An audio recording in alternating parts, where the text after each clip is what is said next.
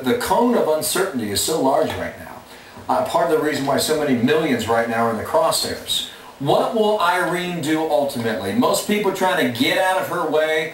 In a moment you will hear from a meteorologist who goes straight to the storm to get you the information that could save the life of you and members of your family and friends, and we'll talk to that person in a moment here, Martha. A lot of people live in the path where Irene is heading right now. We have the latest on the storm's track and who is lying right in the middle of that huge yellow path. We'll be right back. Bill and I have more on Hurricane Irene right after this. All right, well, it doesn't get much cooler than this when it comes to watching how these things formulate. And the Hurricane Hunter aircraft job, they fly through the storm twice a day. They do a butterfly pattern, as Phil Keating has shown us, through the storm twice.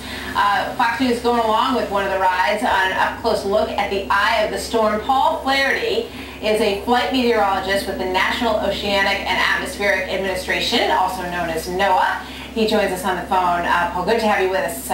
Thank you. Hi, Martha. Thanks. Hi there. So, you know, this video that we have of what you all do is so extraordinary, and I think it's given people a real insight into how you do your work up there. We just watched sort of the data that goes down the chute and falls into the atmosphere to get more information. What's it like for you up there? Well, it's one of those things where it's a job. We actually stay so busy that a lot of the times we don't really even understand what it is we're going through until we get back on the ground and look and say, hey, look at the size of the storm, or look how strong the storm was. We know it's important. We're very busy when we're up there flying, especially as a flight meteorologist. I'm constantly looking at and gathering data and making sure that it's correct so we can get that information out to the NOAA National Hurricane Center so they can get that information to all your folks listening that are on the ground. So you go up twice, 4 o'clock in the morning, 4 o'clock in the afternoon, to gather data. How long does it take to actually, I know it's an 8-hour flight, I believe you said. How much time are you actually spending weaving in and out in that X pattern right in the eye of the storm? Well, we fly out of McDill Air Force Base down in Florida, and typically that's where we fly from. Sometimes we'll move to get closer to the storm. So it really just depends how far the storm is from our location. Typically, we're probably looking at about a 1 or 2 hour flight to get to the storm, and then we're in the storm for maybe 5 or 6 hours and another 1 or 2 hours back. What are your impressions of this hurricane?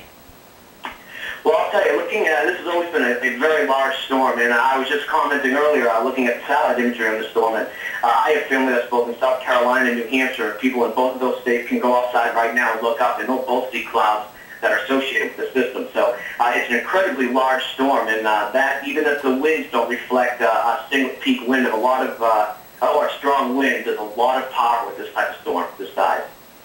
How, I know you mentioned this earlier to us, but give us a sense of, what the flight is like up there. Because to a lot of people, this is just a really intimidating job that you do.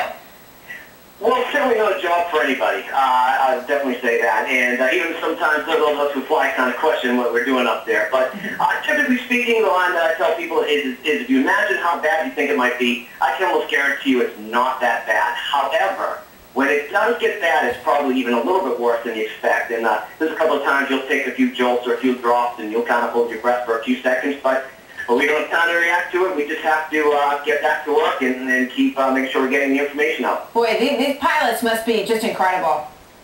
Yeah, we have some of the best pilots that we can get. We train them well. We have great support staff all around all of us.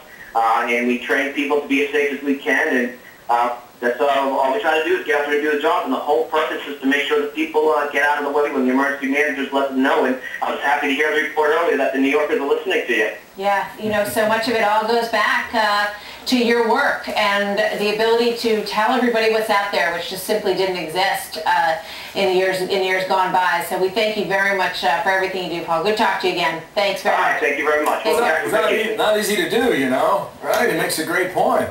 How do you get the New Yorkers to listen to you? Right? But they are now. That too. You have to basically insult them in New Jersey. You're tanning up. Hey man, get off the beach, right?